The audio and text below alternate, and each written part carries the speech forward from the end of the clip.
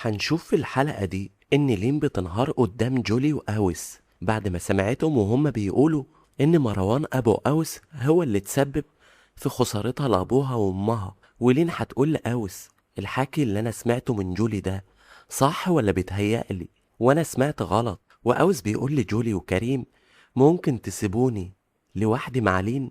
ولين بتقوله محدش هيمشي من هنا، احكي يا جولي ايه اللي حصل بالظبط. وجولي بتقول لها انا بعتذر مش هقدر احكي، وبتسيبها وتمشي هي وكريم.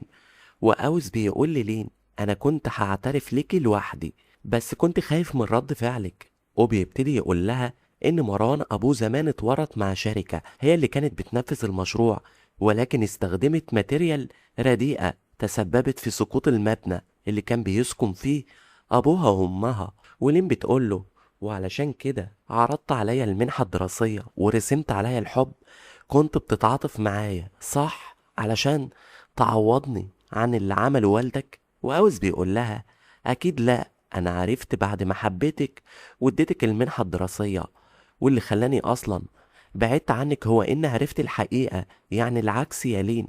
ولين بتسيبه وتمشي وبتكلم جمانة وبتقول لها إن هي جاية لها في الطريق علشان تقابل مروان.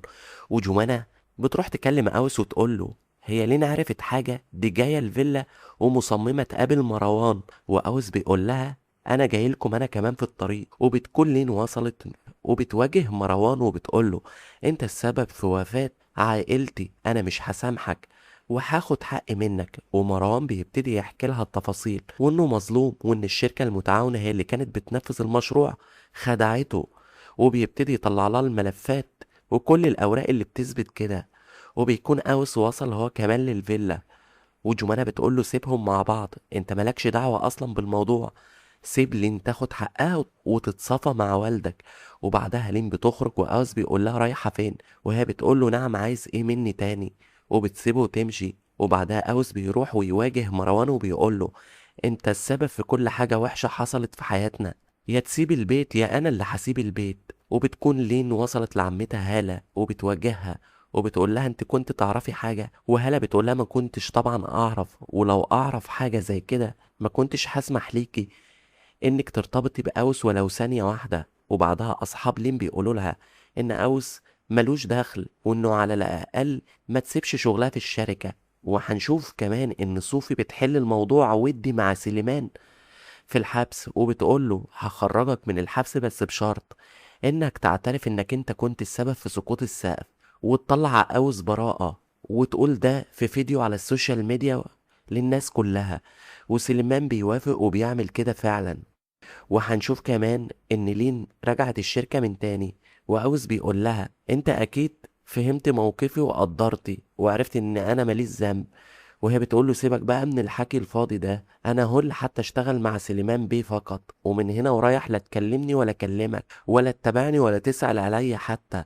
واوز بيقول لها اوكي ماشي. وبعدها اوز بيروح ينادي على نهى السكرتيرة وبيقول لها ان هي تراقب لين وتشوف تحركاتها، بتقابل مين وبتتكلم مع مين وبتروح فين. وهنشوف كمان ان جولي بعد ما كانت متعاطفة مع لين بتلاقي اوس انه برضه مش بيقرب منها وبيدور على لين دايما. هتبتدي تغير تاني وتدور على ايمن علشان يكون البديل، ولكنها بتلاقي ايمن هو كمان مشغول مع صوفي. والحقيقة ان جولي مش محددة موقفها، محدش عارف هي بتحب اوس ولا ايمن، لان هي غيرانة ان اوس بيحب لين وسايبها، وغيرانة ان ايمن بيحب صوفي وسايبها. يعني معنى كده ان جولي مش فارق معاها اي شخص، ولذلك هتروح لسليمان وهتحاول ان هي تخطط معاه وتتفق ان هما يتعاونوا علشان يطلعوا اوس وايمن بره الشركة تماما. وهنشوف كمان ان جمانة هتحاول تصالح لين بطريقتها، وهي انها بتاخد صاحبتها اللي عندها شركة في التجميل والاكسسوارات، وبيروحوا للين ويقولوا لها ان هم محتاجين حد يكون واجهة وبراند علشان يعملوا دعاية للمكان. ولين بتقول لهم شو اخترتني انا بالذات؟ وصاحبة جمانة بتقول لها انا اللي اخترتك بصراحة لانك مناسبة لها الشغلة. ولين بتفرح وبتقول لهم انا موافقة. ومروان بقى بيكون ساب البيت علشان يراضي اوس واوس ما يسيبش جمانة لوحدها، وبيمشي هو وجمانة بتبتدي بقى تقلق على مروان وهتحس ان مروان بيعرف ست تانية عليها.